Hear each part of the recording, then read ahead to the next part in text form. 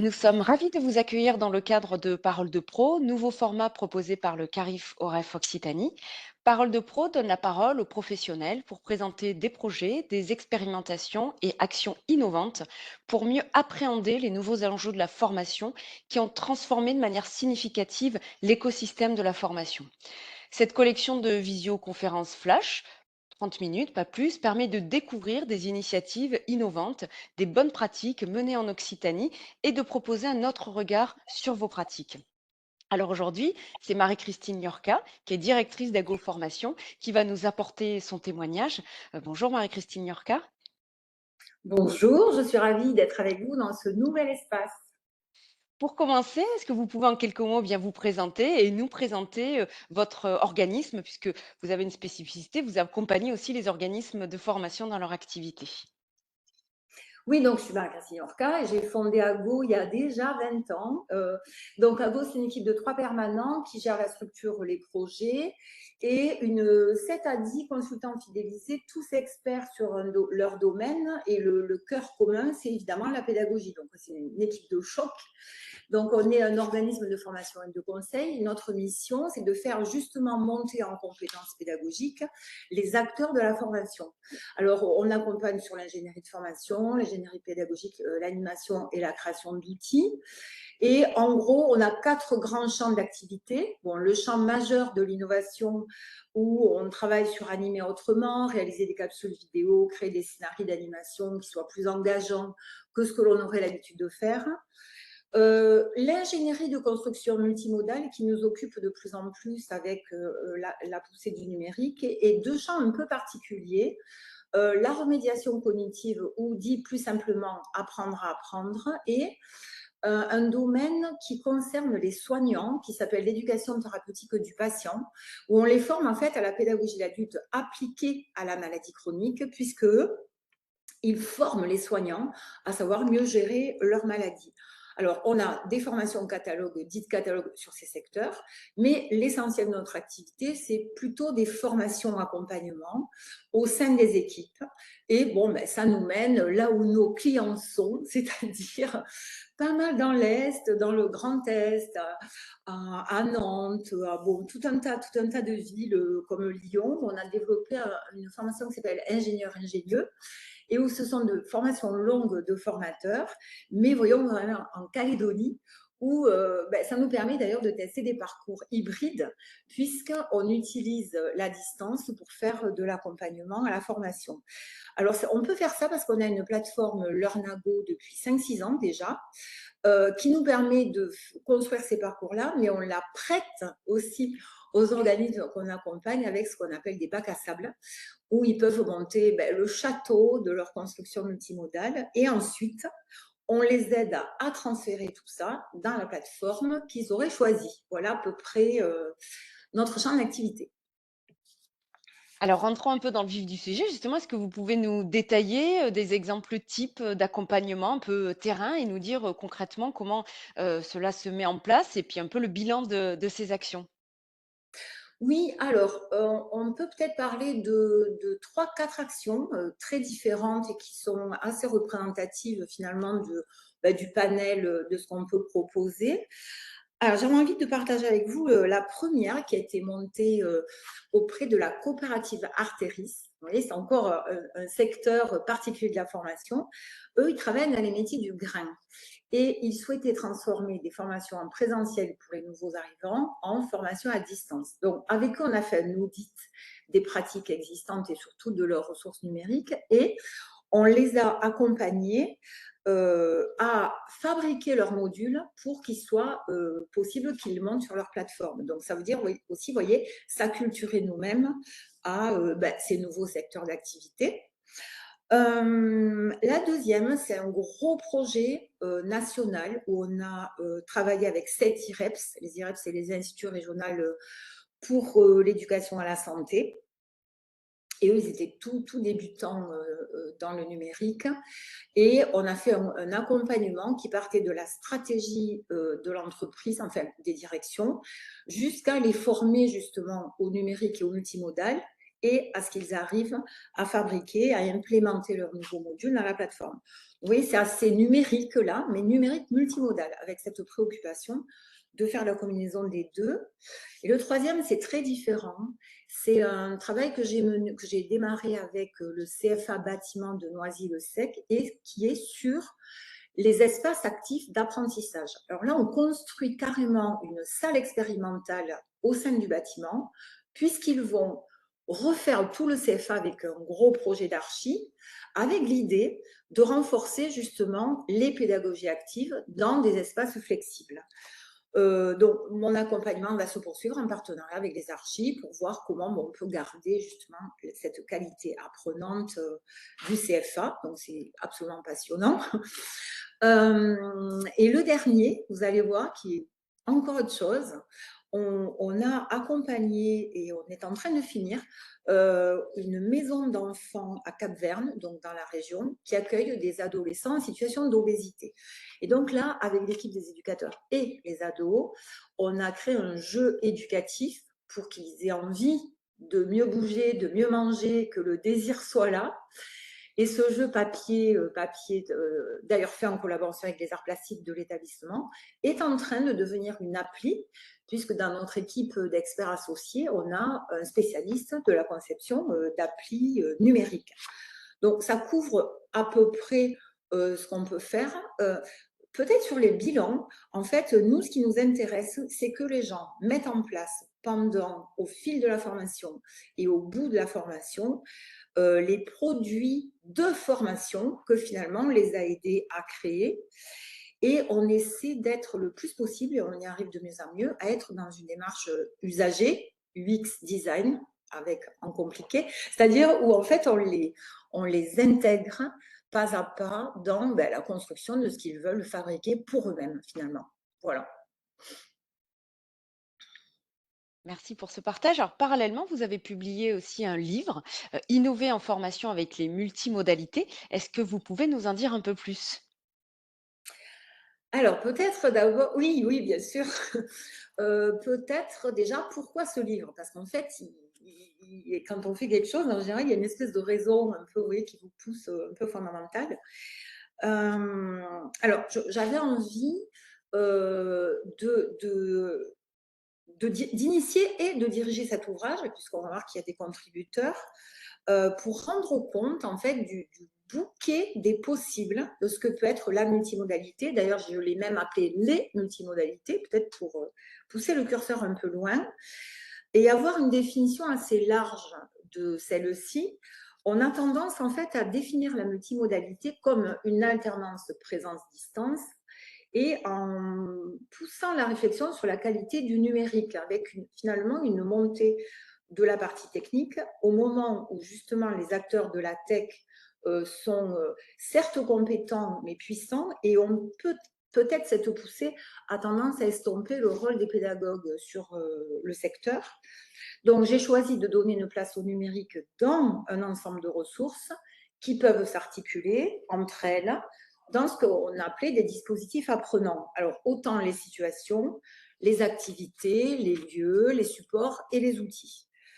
Ça, c'était vraiment la raison, c'est un peu se poser en contre pour proposer quelque chose, cependant, d'intéressant, mais qui ne soit pas juste un cri du cœur négatif.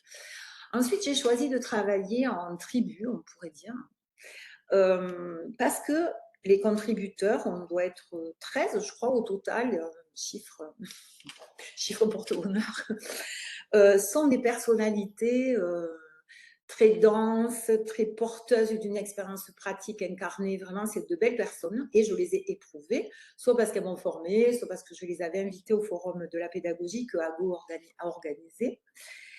Et ça, c'est un peu les pourquoi. Et dans qu'est-ce qu'on va y trouver? Bon, parce que c'est quand même ce qui nous intéresse. D'abord, c'est un ouvrage qui est résolument fait pour les formateurs et les acteurs de la formation et qui est très fait pour que vous puissiez faire. C'est important, il a une orientation résolument pratique. Donc, dans une première partie, on a fait une intro à plusieurs voix où là, on va raconter ce qu'est la multimodalité. Jean Van der Spelen va parler du numérique. Étienne Weber, c'est quoi les leviers de la multimodalité et les ingrédients. Karine Bressan fait un éclairage sur les neurosciences. Quel est le rapport multimodalité et neurosciences? Et enfin, Denis Christol a contribué pour évoquer la question du collectif apprenant. Donc, vous voyez, ça introduit en fait la réflexion. Et ensuite, je propose dans le livre toute une série de dispositifs d'apprentissage organisés entre eux, de façon à ce qu'on puisse les mettre en place. Et là, chaque chapitre est organisé un peu pareil. On démarre par qu'est-ce que c'est cette modalité, un éclairage théorique, parce que je trouve que c'est toujours intéressant de connecter théorie et pratique. Mais vous voyez, on démarre quand même par la pratique, dans une démarche plus participative dans la tête et inductive. On poursuit par un « et si vous voulez le faire, que faut-il faire ?» Et puis on a un coin des curieux pour aller plus loin. On a essayé dans le livre de mettre des liens en QR code pour que les ressources soient elles-mêmes multimodales. Alors, au niveau des thématiques, on a des chapitres qui s'enchaînent et qui vont traiter du design des espaces que j'ai réalisé. On a un chapitre autour du mouvement avec Ludovic Ucailo Ilolo, qui est chorégraphe, mais qui travaille aussi sur la mise en mouvement des concepts. C'est vraiment passionnant. D'ailleurs de suivre une formation avec lui. Et j'ai repris une interview que j'avais pu faire de Wajdi Mouawad, le comédien et directeur du Théâtre de la Colline, qui avait fait tout un boulot sur en quoi le voyage a un effet sur l'apprentissage. Après, on va enchaîner autour du design thinking avec Pierre Baudry. Et chez nous, Hugues Dargagnon a fait un chapitre sur le jeu, puisqu'il est le spécialiste chez Ago du jeu. Et vous verrez, ce chapitre est très marrant parce que c'est chapitre dont vous êtes le héros. Donc, suivant ce que vous choisissez, vous passez du 1 au 6, au 4. Bon, il a fait exprès de le gamifier. Le quatrième est sur les traces d'apprentissage et les carnets de bord que j'ai rédigés en partie. Et Anne Vetter et Caroline Belaménager ont fait un travail justement sur les voyages apprenants et les badges. Donc, c'est très intéressant parce qu'aujourd'hui, la question des badges par rapport au portfolio est une entrée utile pour les publics en difficulté en particulier. Ensuite, on arrive vers enfin le numérique qui arrive à sa place avec à nouveau Jean Van der Spelen et un chapitre, mais vraiment trop amusant, de Monique Frambourg sur Charlie et la bonbonnerie, où elle raconte comment elle a embarqué une entreprise un peu réticente au numérique dans une aventure comme ça qui leur a donné envie. Et on finit par Restaurer, réparer, où Elisabeth Perry, qui est la co-autrice des ARL, donc qu'on peut retrouver, puis Marcos Malavia, qui est un metteur en scène, parle des ARL revisitées à la lumière des multimodalités, et Marcos Malavia de comment le théâtre peut avoir un intérêt pour les patients chroniques. Et puis je boucle avec une troisième partie sur la multimodalité, en essayant de voir comment tout ce qu'on a raconté justement dans les petits chapitres peut venir enrichir en fait un dispositif qui était déjà monté. Voilà, en gros, je vous ai fait le voyage dans les chapitres du livre. Alors pour conclure, est-ce que vous pouvez, nous dire ou nous partager maintenant quelles sont, un peu vos perspectives? Alors, il y a une première perspective dont on vient de discuter en équipe qui est de pousser un peu plus la démarche dite UX centrée sur l'usager. Pour plusieurs raisons. Parce que moi, je l'ai déjà embryonnairement esquissé dans le travail sur les espaces par du maquettage, mais on trouve intéressant de l'appliquer à notre plateforme de formation pour voir si justement elle est fluide par rapport aux besoins et si elle correspond aux attendus des participants, puisqu'elle a déjà 6 ans d'existence avec une bonne fréquentation. Et on pense que c'est intéressant quand on crée des formations aussi pour des gens et qu'on apprend à d'autres à en créer, de connecter avec cette démarche. Voilà, c'est une réflexion qu'on a depuis un petit moment. On va continuer à soutenir la remontée de la demande autour de la remédiation cognitive et du apprendre à apprendre qui se repose dans les établissements divers et variés et en particulier connectés aux soft skills. Donc, il y a quelque chose à retravailler de façon sympathique autour de cette notion.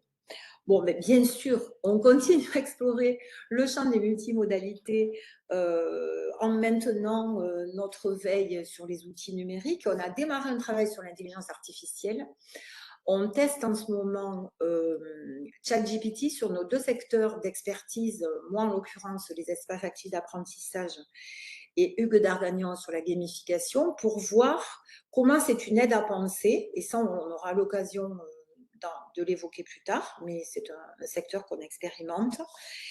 Et juste pour revenir sur la multimodalité, on s'intéresse aussi à la comodalité, puisque moi j'ai découvert au Québec des pratiques de formation synchrone à distance et en présence, où là ça nécessite de se pencher sur tout l'équipement technique. Et voilà, donc là c'est vraiment un secteur qu'on veut découvrir, voir la VR avec des partenaires de type Numix, qu'on avait contacté après le Covid, avec lesquels on va poursuivre les échanges, oui, surtout la tech, mais la tech adaptée à la formation. Et enfin, notre dernier champ, c'est la question physique des espaces apprenants, puisque je viens de finir 9 mois d'un voyage d'exploration dans plusieurs pays. Alors, je suis allée en Calédonie, au Québec, en Australie, au Groenland. Oui, il y a des espaces d'apprentissage. Et j'ai fini par les pays du Nord pour aller voir justement comment on peut designer, construire, aménager des espaces physiques pour qu'ils aient un effet sur l'apprentissage. Donc, très concrètement, j'ai rédigé des articles, des interviews, des podcasts dans le blog Miles, comme faire des Miles, qu'on trouve sur notre site ou tout simplement miles.ago-formation.fr, on le remettra en lien, et qui est gratuit, c'est-à-dire vous pouvez vraiment aller explorer toutes les découvertes que j'ai pu faire. Et on est en train de réfléchir à outiller justement l'axe ingénierie de construction des espaces. Mais finalement, dans tout ça, en résumé, j'avais envie de dire, notre préoccupation, c'est que les équipes pédagogiques que l'on accompagne vivent l'innovation de façon à la fois joyeuse et efficace, parce que c'est important de marier les deux. Et pour ça, nous, on essaie de veiller à rester alerte et réactif sur ce qu'on peut considérer être l'innovation en pédagogie, c'est-à-dire en fait les grands facilitateurs de l'apprentissage. S'ils ne facilitent pas, ont-ils droit de s'appeler innovation? Ça serait un vrai débat. Donc, on tient à se positionner comme étant des acteurs forts de l'accompagnement.